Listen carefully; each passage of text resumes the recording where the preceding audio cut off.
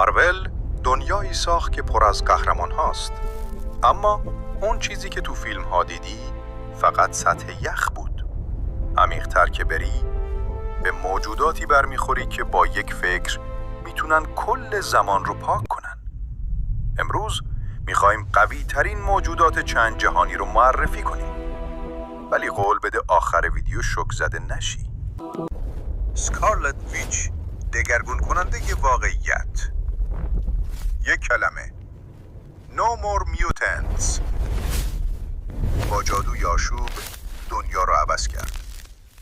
پتانسیل بی نهایت اگر کنترل از دستش بره. وندا تهش یه بمب بیولوژیک جادوییه. و تور، رون کینگ، خدای دانایی تاریک. دسترسی به جادوی رونیک آینده و گذشته رو همزمان میبینه. اساطیری و غیر قابل پیش بینی. این نسخه رو تو سینما ندیدی، سانسورش کردن. این یکی رو نگاه، فرانکلین ریچاردز، خالق واقعیت، بچه‌ای که دنیا میسازه.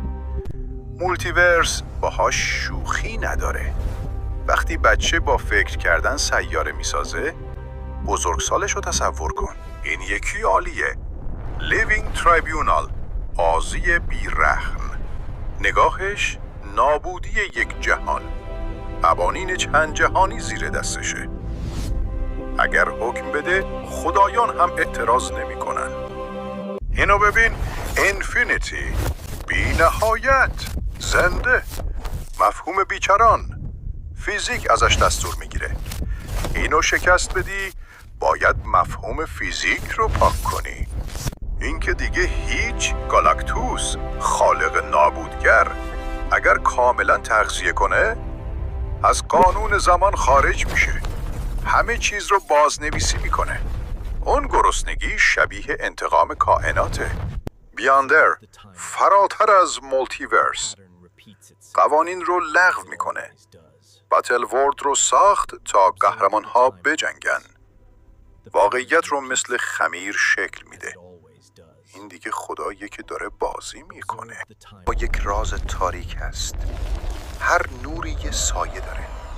دوان بلاوآل، حس خشم جهان، نابودگر روح اگر آزاد بشه. مالتیورس فقط تبدیل به سکوت میشه. سکوتی ابدی. وقتی زیر همه چیز نگاه کنی، اون داره نگات میکنه. بسیاری از این قدرت‌ها در فیلم‌ها سانسور شدن. حتی خود مارول هم از